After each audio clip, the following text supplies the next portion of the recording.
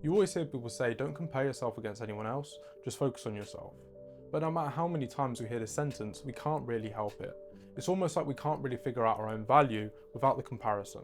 Every time you open social media, it feels like someone else is living a better life than you, more meaningful, more complete, more full of adventure, and you can't help but compare it against your own life and just think it's boring, mundane, and just not living up to what you wanted. You highlight the positives of everyone else, while having an ideal version of yourself that you haven't yet reached based on these lives. You just feel a bit mediocre, a bit lost when you see everyone chasing these big goals, these ambitions, and you just don't feel like you're quite there yet. For most of human history, comparison wasn't optional. We evolved to compare ourselves to others because our survival depended on it.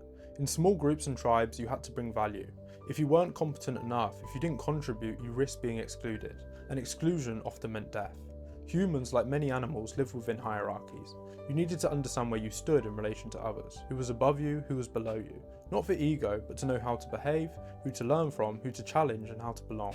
Comparison helped regulate social life and increase survival odds. Back then, this comparison had boundaries. So we only compared ourselves against people we actually lived alongside, people whose lives we understood, and people who we were close to, people in our tribes. And we compared against skills that actually mattered. So problem solving, hunting, cooperation, these things that actually really affected the day-to-day life. And crucially, comparison had closure. If you compared yourself against a group and saw there was part of you that needed to slightly change to fit in and meet the requirements of the group, you were able to do that, and the system adjusted, and then the system actually settled down afterwards.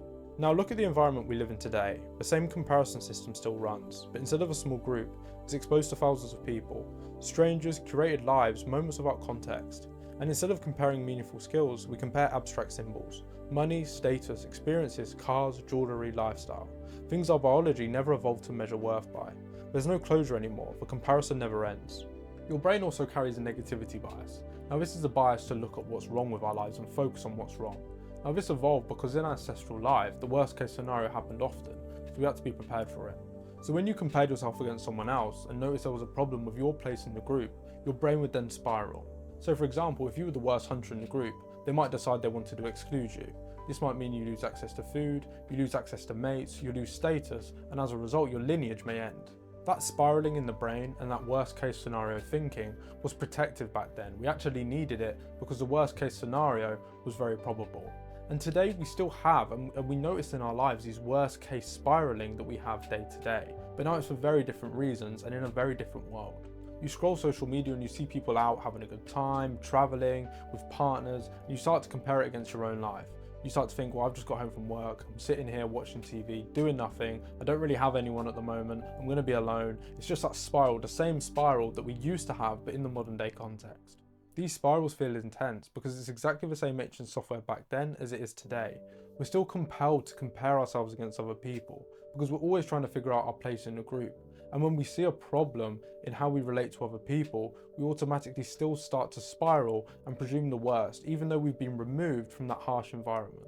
This is important to understand because this mechanism of comparing ourselves isn't a personal flaw. You're not broken, you're not weak. Your brain literally evolved to compare yourself to keep yourself safe.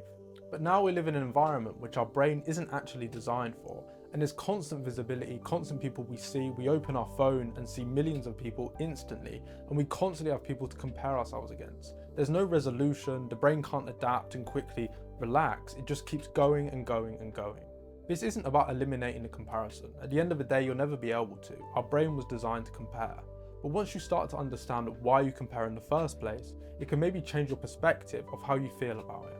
I think it would be really helpful if we could start to reframe this comparison and start to look at it as a signal of maybe of what I can do to improve in my life, and maybe it's trying to tell me of how I'm lacking in some way. That was always what it was designed to do, and it can still be that same thing but just in a very different context. But we need to try and differentiate which ones are meaningful, which comparisons are actually helpful for us, and which ones are just eroding our self-worth and just kicking us down. Because this pressure that you feel isn't evidence that you're falling behind in life. It's evidence of an ancient survival system that's still working to try and keep you safe and to try and keep you moving forward.